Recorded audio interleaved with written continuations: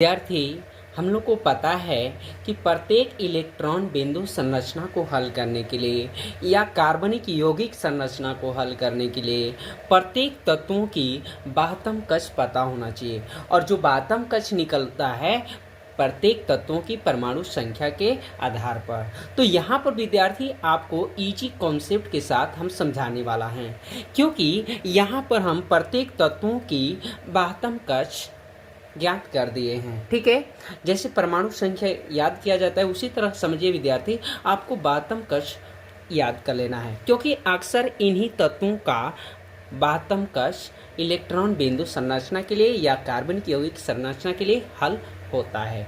अधिकतम यही तत्वों के लिए पूछा जाता है विद्यार्थी। ठीक है, तो आप ये ट्रिक से याद करिए कि हाइड्रोजन में 1 होता है, कार्बन में 4 होते हैं बाह्यतम कक्ष। ठीक है, और यहाँ पे जो सोडियम है विद्यार्थी, इसमें 1 होते हैं, और मैग्नीशियम में 2 होते हैं बाह्यतम कक्ष, और नाइट्रोजन में 5 होते हैं, और ऑक्सीजन में जो है विद्यार्थी 6 होते हैं, याद रखना है।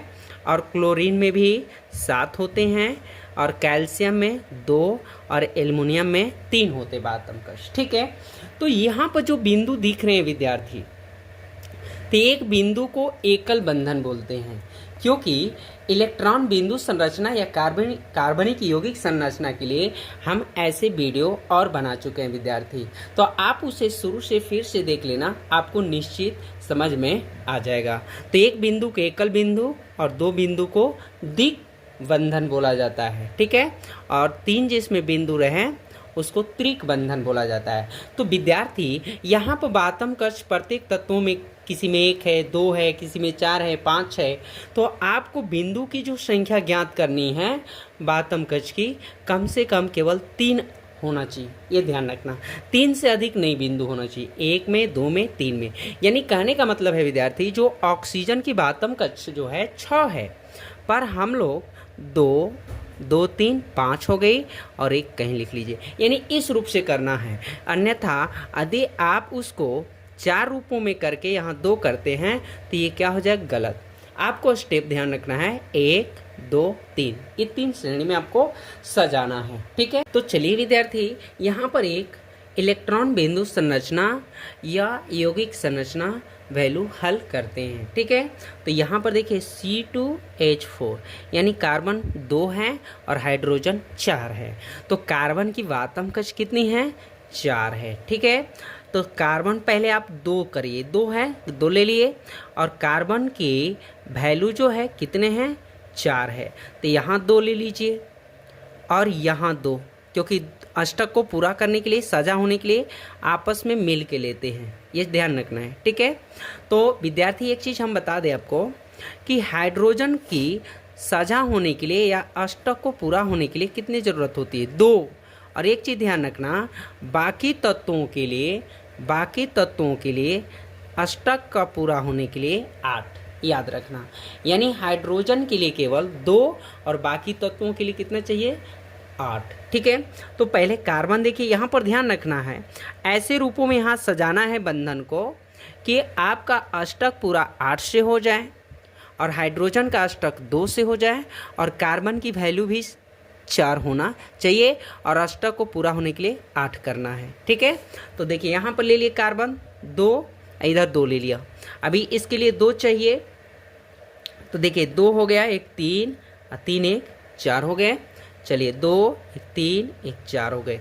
आप ध्यान से समझिए, यहाँ पर एक हाइड्रोजन हो गया, तो हाइड्रोजन के लिए बाह्यतम कक्ष 1, यहाँ भी हाइड्रोजन की बाह्यतम कक्ष 1, क्योंकि हाइड्रोजन 4 है तो 2 हुआ, ये 3 हो गया, तो हाइड्रोजन के लिए 4 हो गया। यहाँ हाइड्रोजन की बाह्यतम कक्ष 1, कार्बन की भी बाह्यतम कक्ष 4 हो गए, 2 3 4। अब कहो गुरुजी, यहाँ पर मान लीजिए कार्बन की वैल्यू इस तरह अगर हम लिख के, और यहाँ भी इस तरह लिख के हाइड्रोजन 4 दर्शाना है, देखिए 4 दर्शा दिए, पर ये बिंदु और ये बिंदु खाली हो गया।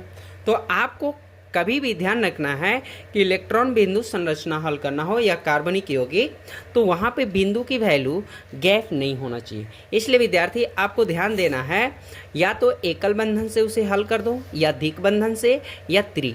इससे अब ओवर कोई बिंदु 4 होते नहीं है, ये चीज़ ध्यान रखना है, ठीक है। तो यहाँ पर देखिए 2 2 4 2 6 2 8, क्योंकि कार्बन को अष्टक का पूरा होने के लिए 8 चाहिए। इधर भी कार्बन के लिए 8 चाहिए, 2 3 4, और यहाँ पर देखिए 2 2 4 2 6 2 8 हो गए, ठीक है।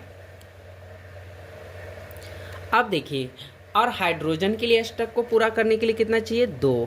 तो देखिए 1 1 2 हो गए, यहाँ भी 2, यहाँ भी 2, और यहाँ भी 2। ये ध्यान रखना है विद्यार्थी। चलिए नेक्स्ट हम लोग देख लेते हैं। जैसे मान लीजिए N2 है।